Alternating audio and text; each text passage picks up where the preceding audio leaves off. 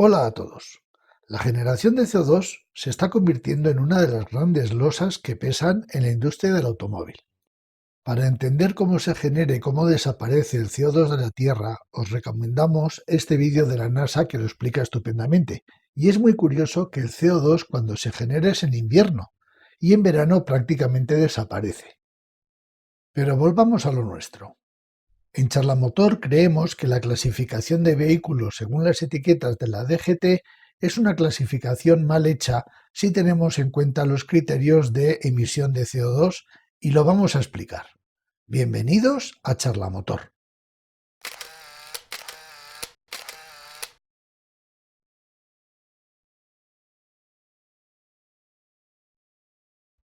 Comencemos por las etiquetas de la DGT, pero antes os recomendamos que veáis el vídeo titulado El truco o timo de la etiqueta Eco, que explica algunos detalles sobre las etiquetas Eco y Cero. Y lo primero que vamos a hacer es consultar el BOE, como siempre, a ver qué nos cuenta sobre las etiquetas. La etiqueta cero se asigna a vehículos híbridos que sean capaces de circular 40 kilómetros como mínimo en modo eléctrico. Fijaos que en ningún momento habla de emisiones. Simplemente el coche tiene que ser híbrido y capaz de circular 40 kilómetros del tirón en modo eléctrico. El CO2 que emita a partir del momento en que se queda sin batería no importa, siempre y cuando cumpla los criterios de la etiqueta C que más adelante veremos. Según pone el BOE, un coche eco es un coche de gas, es un coche que tiene dos tipos de energías, es decir, gasolina, eléctrico, gasoil eléctrico, etcétera, etcétera, un híbrido enchufable con autonomía menor de 40 kilómetros, pero si os fijáis, igualmente en ningún momento habla de emisiones. Eso sí, tiene que cumplir la etiqueta C, que ahora vamos con ella, pero fijaos que aquí no habla nadie de emisiones.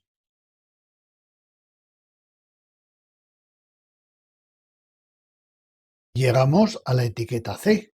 Al fin empezamos a oír algo sobre emisiones, que nos dice que los vehículos de gasolina tienen que cumplir la norma Euro 4, 5 o 6 y los diésel la norma Euro 6. Bien, ya sabemos, una etiqueta C en diésel es la Euro 6 y en gasolina de la Euro 4 a la 6. Pero, ¿y eso en emisiones cuánto es? Luego lo veremos.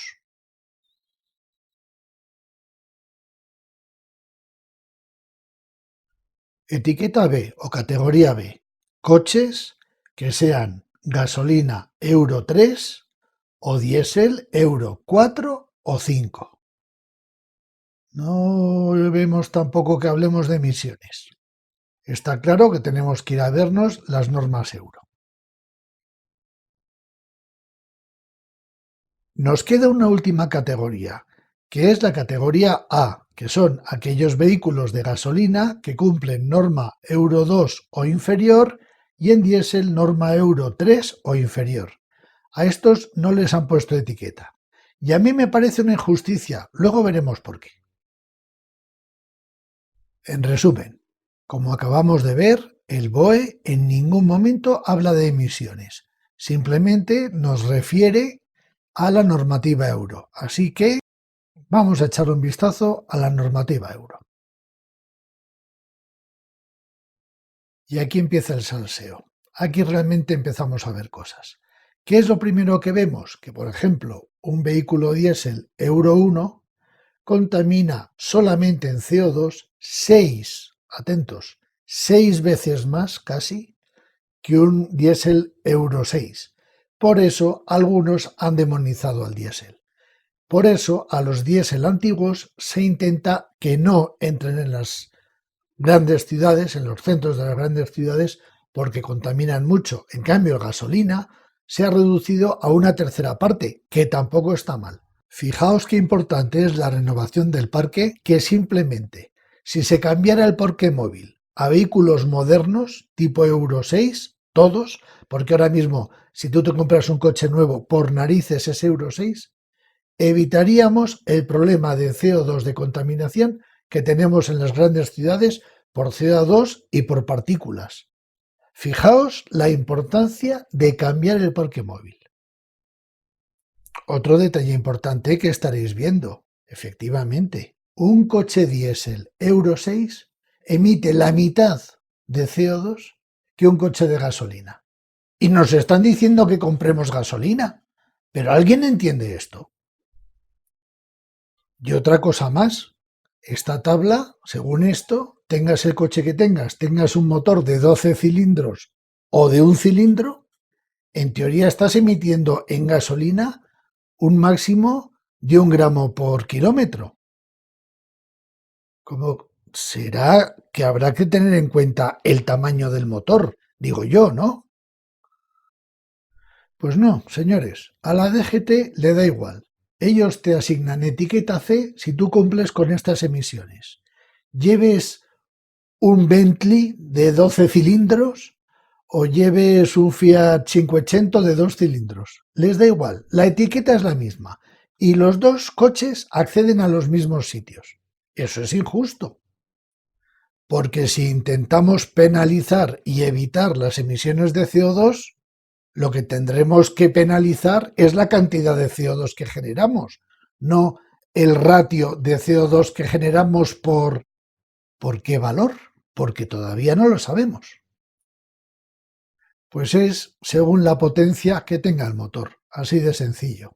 Es decir, tú puedes tener un coche con 1000 caballos o un coche de 10 caballos y las emisiones serán correspondientes a la potencia. Por eso tenemos el caso de que un Bentley Mulsanne que emite más de 350 gramos por kilómetro tiene la misma etiqueta que un Toyota Aygo que emite 93.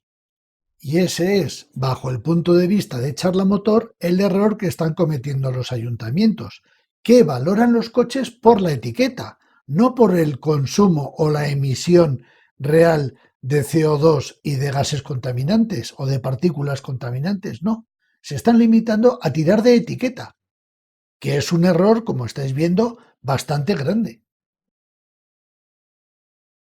Y de ahí viene el truco que están usando muchos fabricantes del mild hybrid, o este rollo que se han sacado de ponerle un motorcito a un motor del tamaño que sea, que les da igual, ese motorcito eléctrico les hace ahorrar, ojo, reconocido para Audi, no llega ni a 1 litro a los 100, y están sacando la etiqueta eco.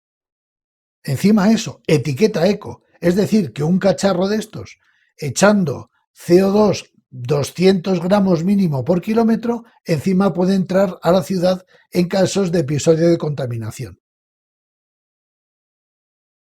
Por lo menos nos queda el consuelo de que Hacienda sí lo hace bien, porque en el impuesto de matriculación lo que grava es la emisión total de CO2 por kilómetro. De forma que si un coche emite 120 gramos o emite 200, varía el porcentaje que le cobra Hacienda. Ahora vamos a hacer un ejemplo sangrante, por otra parte, de esta injusticia que están cometiendo los ayuntamientos al impedir el acceso al centro de las ciudades según las etiquetas. Vamos a verlo. Aquí tenemos al señor A, un señor que va a trabajar al centro de Madrid, vive en la periferia, hace un recorrido de 20 kilómetros de ida y 20 kilómetros de vuelta y para moverse utiliza una scooter BMW C1 que tiene pues desde el año 2001 y esta BMW emite 66 gramos por kilómetro.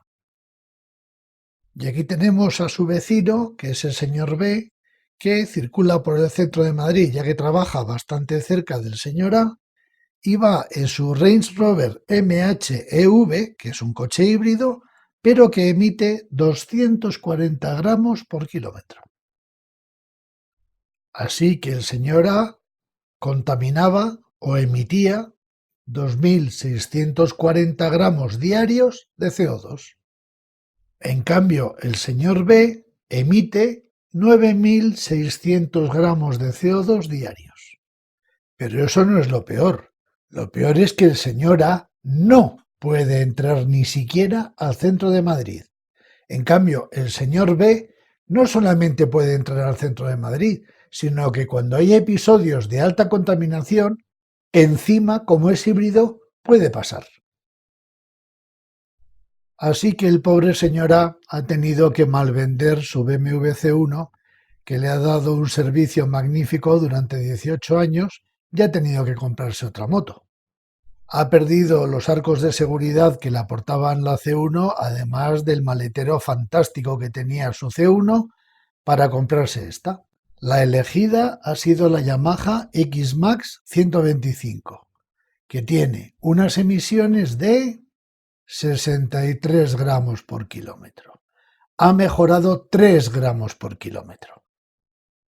No me digáis que no es para echar a correr y no parar.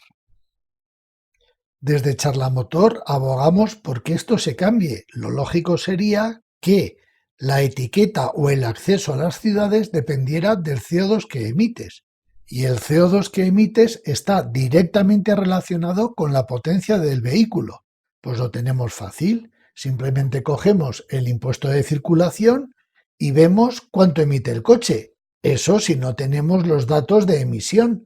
Y sobre eso facilitamos o no el acceso a las ciudades. Lo que es de locos es eso, que una moto simplemente por un problema de edad que emite poco no pueda pasar y un coche simplemente porque tiene una etiqueta eco que se ha dado, pues como se ha dado, como todos sabéis, pueda pasar. Y ahora aquí nos queda una pregunta en el aire. ¿Y qué pasa con un vehículo eléctrico enchufable con autonomía de más de 40 kilómetros cuando se le acaba la autonomía eléctrica? ¿Sabemos realmente el CO2 que emite? Pero eso lo dejamos para otra prueba de charla motor. Muchas gracias por vuestra atención y hasta la próxima.